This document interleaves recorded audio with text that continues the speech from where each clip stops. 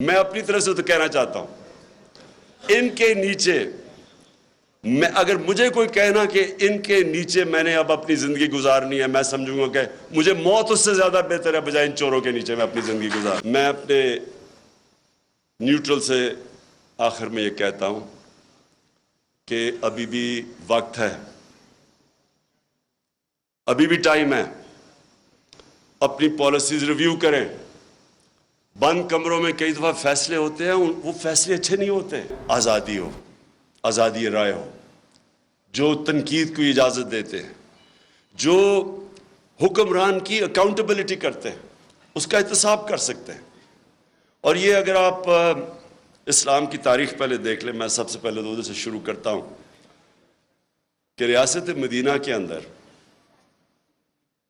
دو انسیڈنسز ہیں. ایک کہ حضرت علی رضی اللہ تعالیٰ ایک یہودی شہری سے کیس ہار جاتے ہیں کیونکہ قاضی ان کی گواہی قبول نہیں کرتا. سو اس سے دو چیزیں سامنے آتی ہیں. ایک تو مائنورٹیز، اقلیت کی کیا پوزیشن تھی اسلام میں، برابر کے شہری تھے. اور دوسری یہ کہ عام شہری بھی خلیفہ وقت کے سامنے کھڑا ہو سکتا ہے اور کیس جیت سکتا ہے. یہ آج بھی دنیا کے اندر آپ اگر کہیں بھی دنیا کے کوئی بھی ملک لے لیں، آج بھی یہ نہیں پاسبل. سو وہ ایک آزاد معاشرے کے اندر ایک قوم اٹھی تھی. اور میں اس لیے لوگوں کو بار بار، کیونکہ بڑی بدقسمتی ہے ہمارے، میں جب ایچ ایس این کالج، میرے ماں باپ نے اتنا پیسہ خرچ کیا، میں جب وہاں سے نکلا تو مجھے اپنی تاریخ کا کوئی آئیڈیا نہیں تھا، مجھے اسلام کی تاریخ کا آئیڈیا نہیں تھا. وہ آہستہ آہستہ میری زندگی میں اپنے تجربے سے میں پھر اپنی زندگی ہمیشہ ایویلیویٹ کرتا رہتا ہوں، اپنی تنقید کرتا ہوں، اپنے آپ کو کوشش کرتا ہوں کہ اپنی غلطیوں سے سیکھوں. تو میں نے جب دو معاشرے، برطانیہ جدھر میں نے 20 سال گرمیاں گزاری اور پاکستان، تو میں دونوں معاشروں کو جب اینالائز کرتا رہتا تھا تو میں خود کئی چیزوں کے اوپر کئی نتیجوں میں پہنچا. تو وہ جو دور تھا 622 سے لے کے 632 تک، جب ہمارے نبی صلی اللہ علیہ وسلم مدینہ میں آئے اور پھر دنیا سے گئے، اس کے اندر انہوں نے انسانوں کو آزاد کر دیا. یہ دیکھیں، یہ جو آزادی صحافت ہے نا، جو فریڈم آف ایکسپریشن ہے، اس سے بڑی یہ ایک حصہ ہے انسان کو آزاد کرنے کا. کیونکہ انسان کو ذہنی طور پہ جب آزاد ہوتا ہے تو وہی قومیں اوپر جاتی ہیں، وہ انسان بڑے کام کرتے ہیں، غلام کبھی بڑے کام نہیں کر سکتے. اس لیے علامہ اقبال، علامہ اقبال کی آپ شاعری پڑھیں تو وہ غلام مسلمانوں کو جگانے کی کوشش کر رہے تھے، خودی کو اور خودداری کو، جو ان کے کانسیپٹس تھے وہ لوگوں کو جگا رہے تھے. کیونکہ غلامی جو سب سے بری ایک انسان کے اندر چیز کرتی ہے، اس کے اندر احساس کمتری ڈال دیتی ہے. مجھے تو بڑی اچھی طرح، ہم جب ایاز امیر کی طرح، ہم بھی پہلی جنریشن ہیں جو پاکستان میں بڑے ہوئے، آپ کو صرف میں غلامی بتاتا ہوں کہ کیا ظلم کرتی ہے ایک انسان کے اوپر، اس کے پوٹینشیل کو کیسے ختم کرتی ہے. جمخانہ کلب ہوتا تھا، پنجاب کلب، سندھ کلب، آزاد ہوئے ہم 47 میں. 74 تک سندھ کلب کے اندر آپ پاکستانی کپڑے پہن کے نہیں جا سکتے تھے، آپ کو سوٹ پہننا پڑتا تھا 74 تک. اور خیر سارے انگریزی بولتے تھے، جس طرح کے، اور میں نے بتایا اردو جب بولتے تھے تو بلاول کی طرح بولتے تھے. بارش آٹا اپنے وہ جب ویٹر سے بولتے تھے تو کہ ہم شرم آتی تھی اپنے آپ سے. سو یہ غلامی ایک انسان کے ذہن کو ادھر رکھ دیتی ہے کہ وہ اچھا غلام ہی بن سکتا ہے، ہم اچھے سوٹ ہی پہن سکتے ہیں، ہم اچھی انگریزی بول سکتے ہیں. لیکن جو ایکسپلوژن ہوئی تھی مسلمانوں کی، جب ہمارے دنیا کے سب سے عظیم لیڈر نے انسانوں کو ذہنی طور پہ فکری آزادی دی تھی، تو انہوں نے ہر چیز میں دنیا کی امامت کی تھی. سب 200-300 سال تک سارے سائنٹسٹ مسلمان تھے. تو وہ جو میری کوشش ہے کہ یہ جو میں حقیقی آزادی کی بات کرتا ہوں، تو میں یہ چاہتا ہوں کہ میری قوم آزاد ہو، اور صرف آزاد قوم اوپر جائے گی.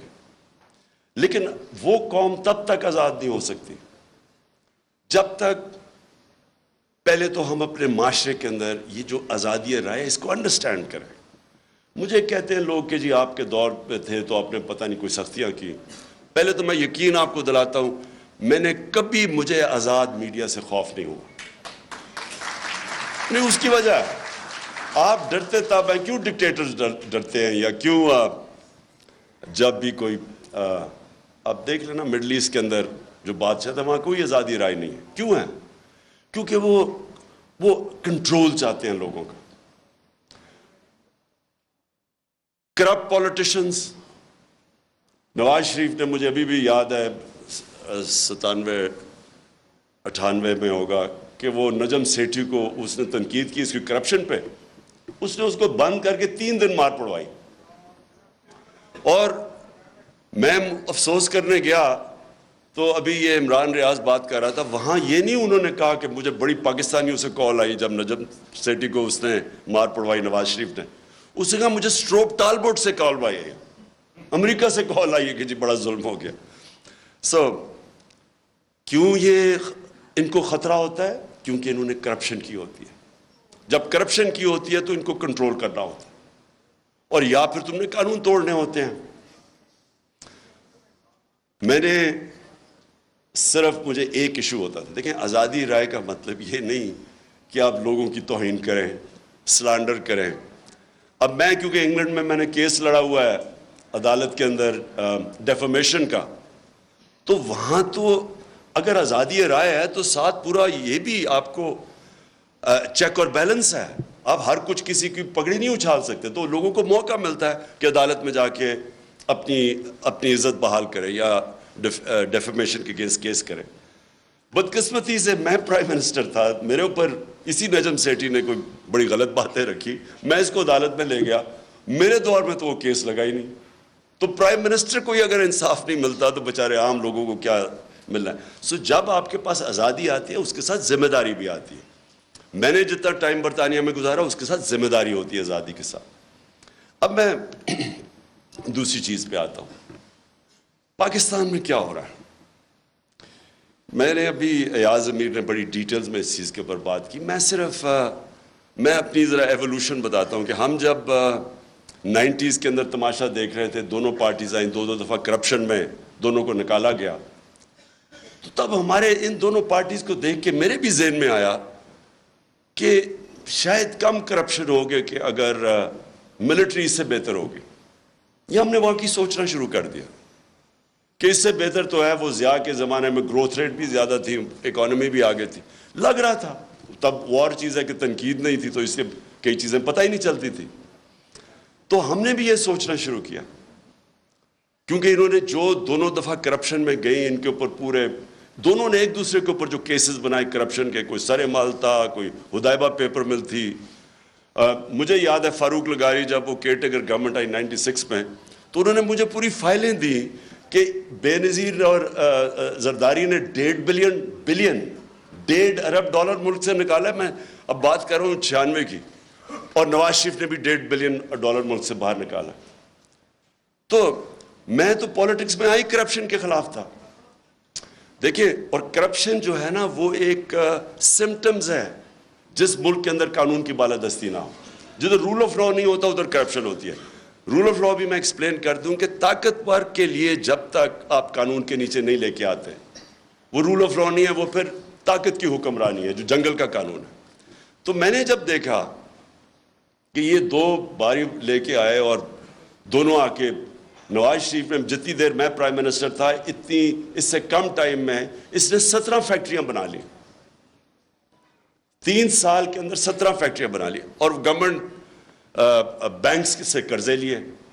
اب یہ جو فرق کیا تھا, میں نے برطانیہ کا سسٹم دیکھا ہوا تھا, ان کی پارلیمنٹ دیکھی ہوئی تھی, ان کے پولیٹیشنز کے اوپر میں نے جو ان کے اوپر چیکس اور بیلنسز ہیں, جو ان کی اخلاقیات ہے, وہ میں نے دیکھی ہوئی تھی.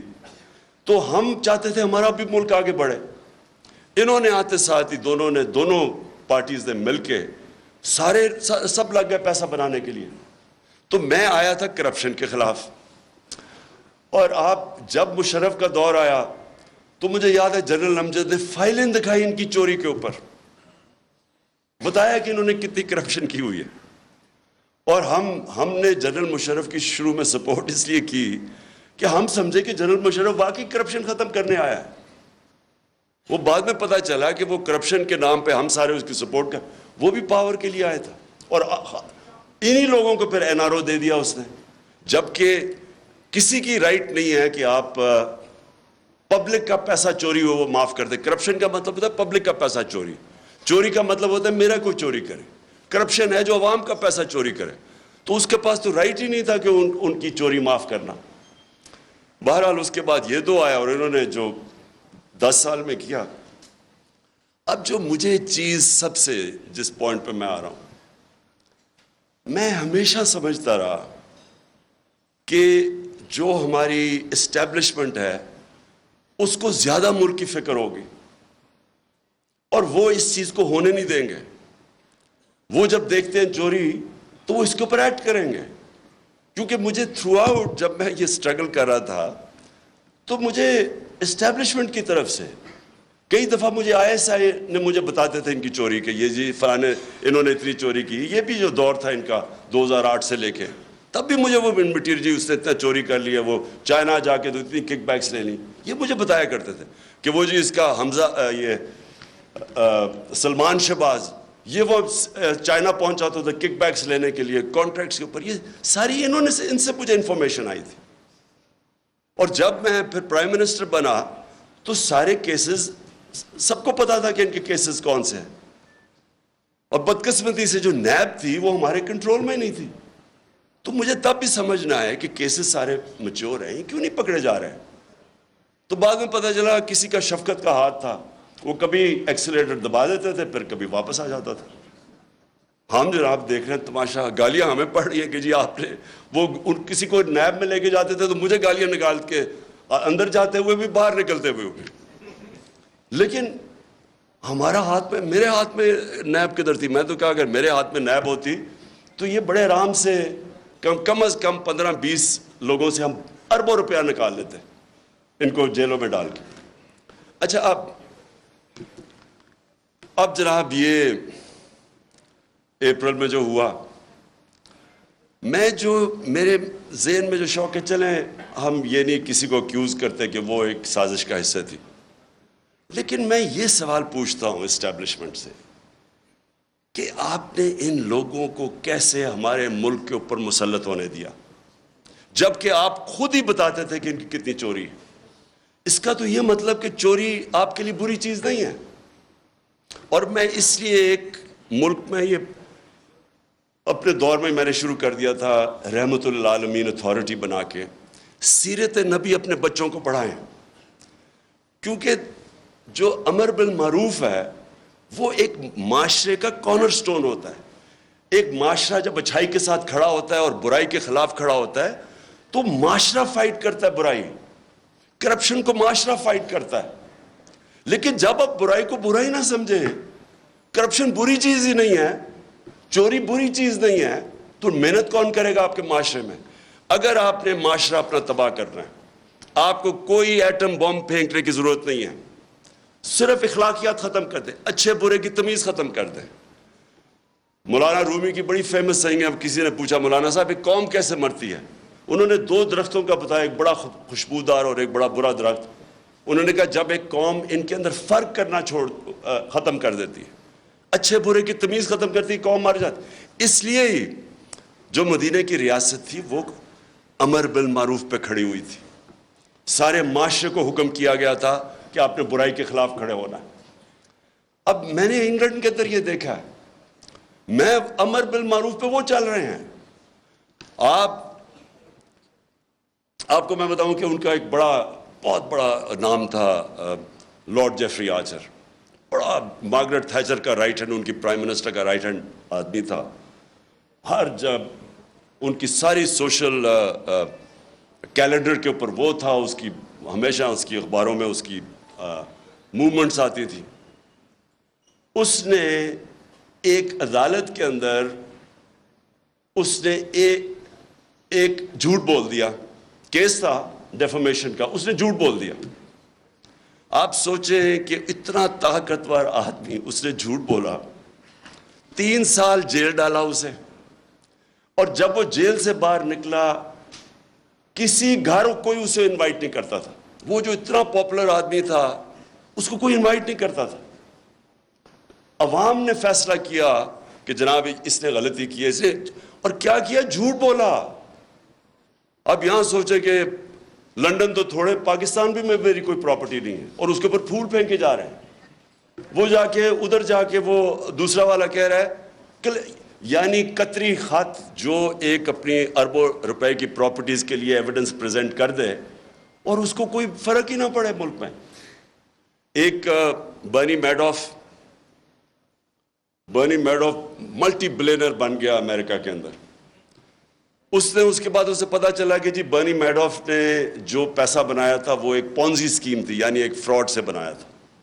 اس کے 2 بیٹے تھے اور بیوی, ان کو بھی نہیں پتا تھا.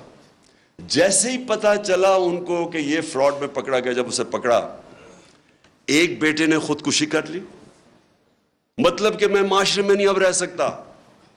دوسرا بیٹا سولٹری, یعنی اپنے آپ کو اس نے آئسولیٹ کر دیا اور 2 سال کے بعد مر گیا. بیوی نے طلاق دے دی, یعنی اس کی اپنی فیملی نے اس کو ڈسون کر دیا. سنگاپور کے اندر 2 لی کوان یو جو سنگاپور کا بڑا اسٹیٹسمن تھا, 2 اس کے وزیروں میں جب کرپشن میں پکڑ گئے خودکشی کر لی. دیکھیں معاشرہ, جب معاشرہ کرائم فائٹ کرتا ہے تب کرائم آپ جیتتے ہیں. اب میں جب تھا جی فلانے نے پیسہ ادھر کر لیا, اس نے ادھر کر دیا, کس کو پکڑیں گے آپ جب تک معاشرے کے اندر آپ یہ اچھے برے کی تمیز نہیں دیں گے. اور ادھر میڈیا کا بہت بڑا ہاتھ ہے. اب مجھے ابھی آپ نے بات کی کہ جی دیکھیں کوئی سچ فلانے کے لیے اور کوئی سچ عمران خان کے لیے, ٹھیک کہہ رہے ہیں, یہ بالکل آپ ٹھیک کہہ رہے ہیں کہ گورننس کوئی کہے گا کہ عمران خان کی بہتر ہے, کوئی کہے گا کہ شہباز شریف کی بہتر ہے, کہہ سکتے ہیں کیونکہ ڈفرینٹ اوپینینز ہے. کوئی کہے گا کہ اکانومی اس ٹائم میں بہتر تھی, کوئی کہے گا میرے ٹائم میں, یہ بالکل ٹھیک ہے.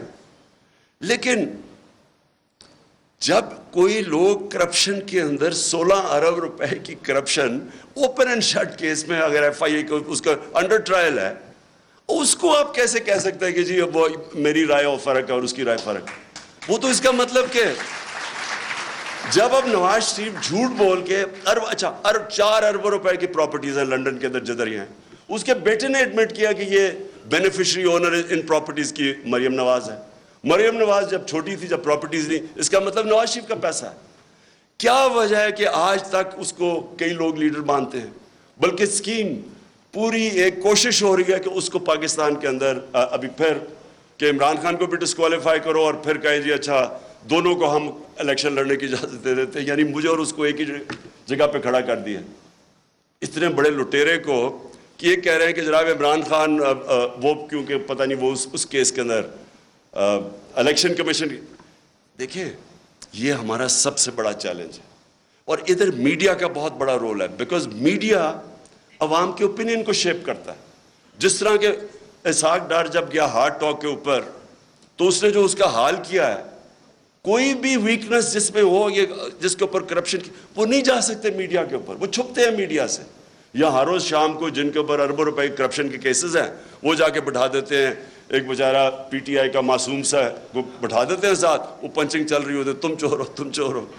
سو میری سب سے یہ جو اور اسی کے اوپر میں آ رہا ہوں کہ جب ہماری اسٹیبلشمنٹ کو پتا تھا ان کی پاس کتنے سال 30 سال سے یہ ملک کو لوٹ رہے ہیں, سارے ان کے پاس کیسز, مجھے انہوں نے دکھائے ہوئے, میں سوال یہ پوچھتا ہوں کہ انہوں نے کیسے ان کا راستہ نہیں روکا؟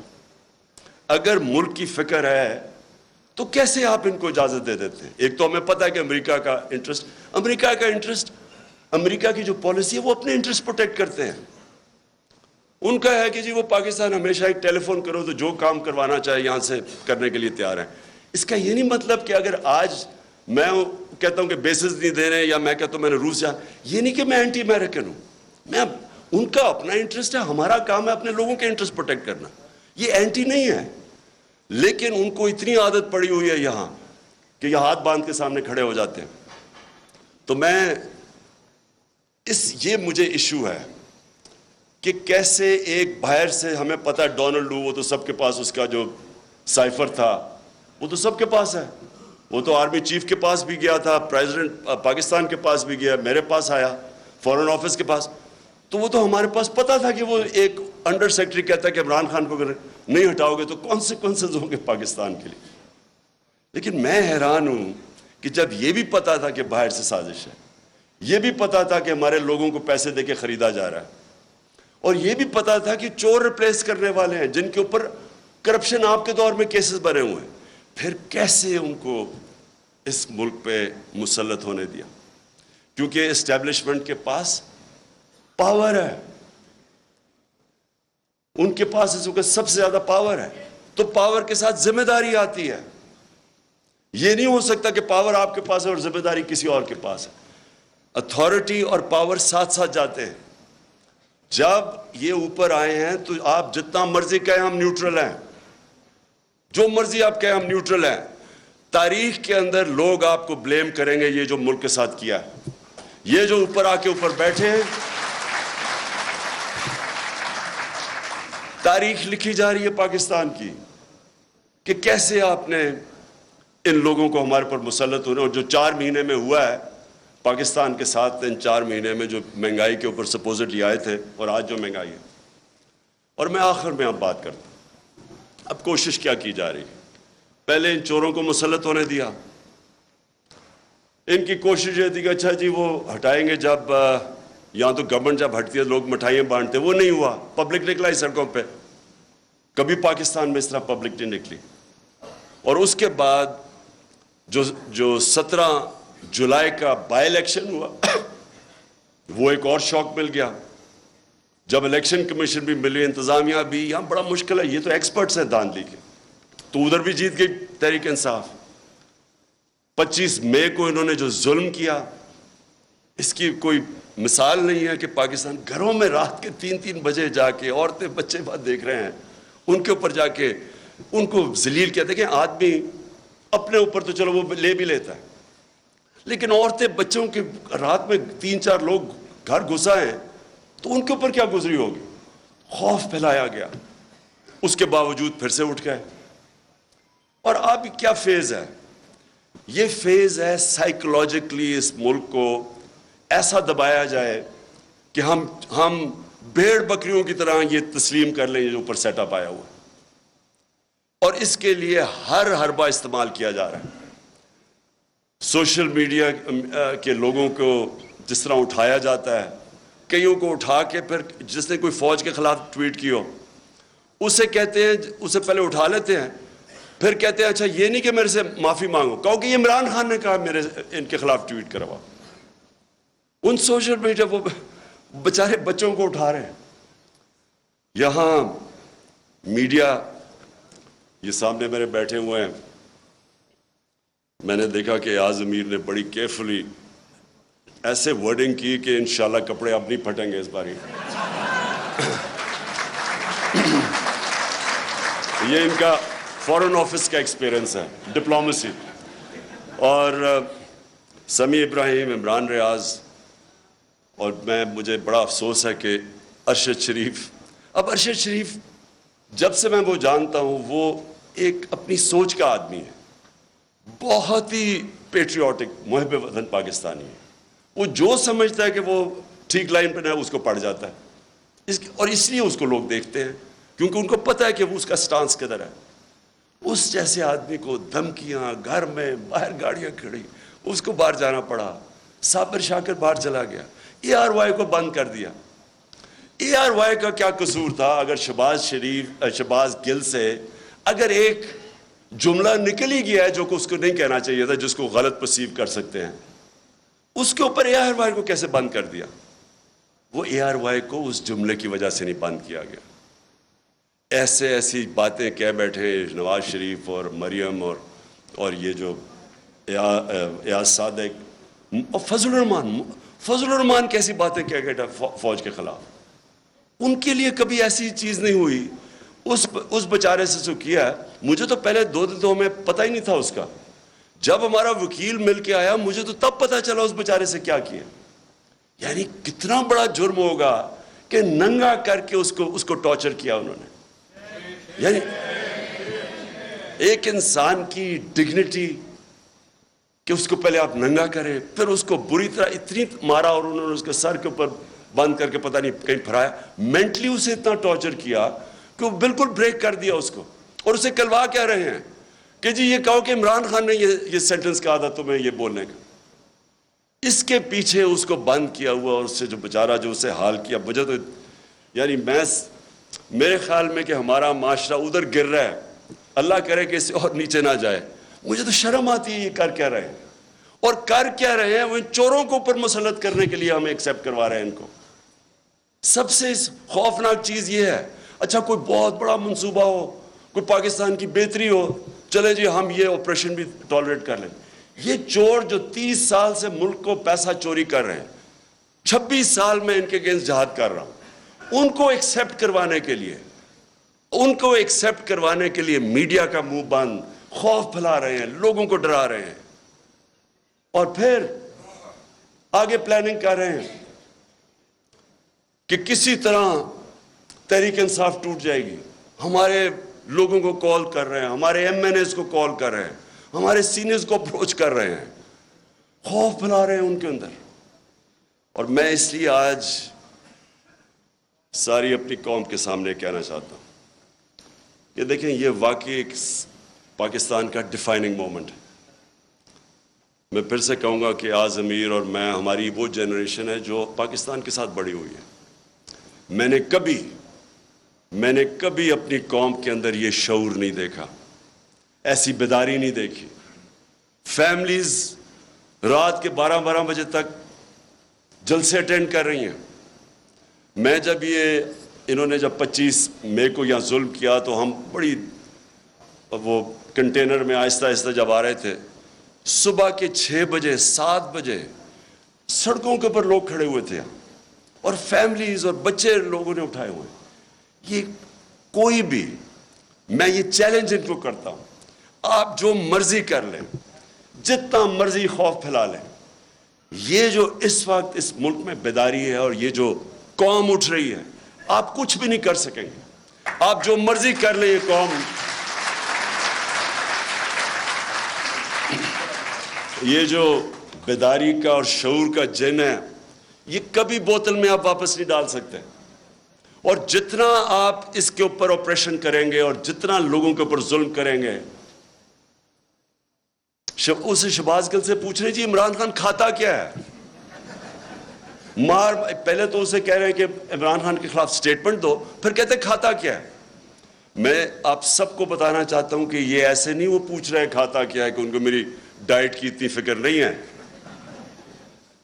4 شہباز شریف کے جو گواہ تھے ایف آئی اے کے 16 ارب کے کرپشن کیس کے اندر, 4 گواہ 2 مہینے کے اندر ہارٹ اٹیک سے مرے ہیں.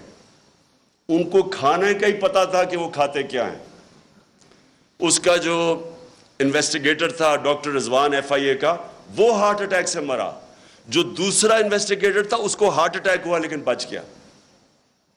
اور یہ کھاتے کیا ہیں پتا ہوتا ہے تو یہ پھر ان کو آگے پھر کیسے ان کو ٹھکانے لگاتے ہیں. تو میں یہ آخر میں اپنے نیوٹرلز کو پیغام دینا چاہتا ہوں. کیا آپ کو فکر ہے اس قوم کی؟ بالکل ایاز امیر نے ٹھیک بات کی. آپ کو پتہ ہے ملک کدھر جا رہا ہے؟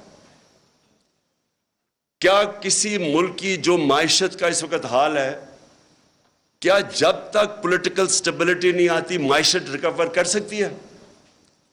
معیشت کیسے آپ کی ٹھیک ہوگی جب ایک ملک میں کسی کو واقعی نہیں پتا, مجھے نہیں پتا, کسی کو نہیں پتا کہ 1 مہینے 2 مہینے 3 مہینے میں کیا ہوگا. میں نے اگر آج معیشت اس طرح اوپر جاتی ہے, دولت میں اضافہ تب ہوتا ہے جب ملک میں انویسٹمنٹ ہوتی ہے, نوکریاں ملتی ہیں, ویلتھ کریشن ہوتی ہے. تو جو بھی انویسٹمنٹ کرتا ہے وہ پہلے دیکھتا ہے کہ آج اگر میں پیسہ انویسٹ کروں گا تو 3-6 مہینے 1 سال کے بعد اس کو سرٹنٹی چاہیے ہوتی ہے, اس کو سٹیبلٹی چاہیے ہوتی ہے اگر پیسہ اس نے انویسٹ کر رہا ہے. آج کون انویسٹ کرے گا؟ اور یہ اگر یہی آپ کا خیال ہے کہ بہت بڑی اچیومنٹ ہو گئی کہ جی وہ ابھی سعودی عربیہ سے پیسہ آ جائے گا اور ادھر سے آ جائے گا پیسہ یو اے ای سے یا چائنا نے, اس سے تو یہ تو کینسر کا علاج ڈسپلن سے کر رہے ہیں آپ. اگر ویلتھ کریشن ہی نہیں ہو رہی اور آپ قرضے لیتے جا رہے ہیں تو قرضے تو واپس کرنے ہیں آپ نے, تو ڈیٹ سروسنگ تو بڑھتی جا رہی ہے. ہم جب پہلا سال تھا تو جتنا ہم نے ٹیکس اکٹھا کیا آدھا ٹیکس چلا گیا ڈیٹ سروس, قرضوں پہ سود دینے پہ, تو سارے ملک کے لیے آدھا ٹیکس رہ گیا. سو اس لیے یہ کوئی حل ہے کہ آپ سمجھیں کہ تھوڑے قرضے آ گئے تو چلو تھوڑا اور ملک آگے چل جائے گا؟ حل اس کا یہ ہے پولیٹیکل سٹیبلٹی میں, اور پولیٹیکل سٹیبلٹی صرف آئے گی فری اینڈ فیئر الیکشن سے. اس کے علاوہ صاف اور شفاف, میں آج چیلنج کرتا ہوں, صاف اور شفاف الیکشن کے علاوہ مجھے کوئی بتا دے کہ پاکستان میں سٹیبلٹی کیسے آئے گی. اور پولیٹیکل سٹیبلٹی نہیں آئے گی, اکنامک سٹیبلٹی نہیں آئے گی, اور اکنامک سٹیبلٹی نہیں آئے گی تو یہ ملک تو نیچے جا رہا ہے, قرضے چڑھتے جا رہے ہیں, حل تو کسی کے پاس ہے ہی نہیں. اس لیے میں اپنے نیوٹرل سے آخر میں یہ کہتا ہوں کہ ابھی بھی وقت ہے, ابھی بھی ٹائم ہے, اپنی پالیسیز ریویو کریں. بند کمروں میں کئی دفعہ فیصلے ہوتے ہیں, وہ فیصلے اچھے نہیں ہوتے.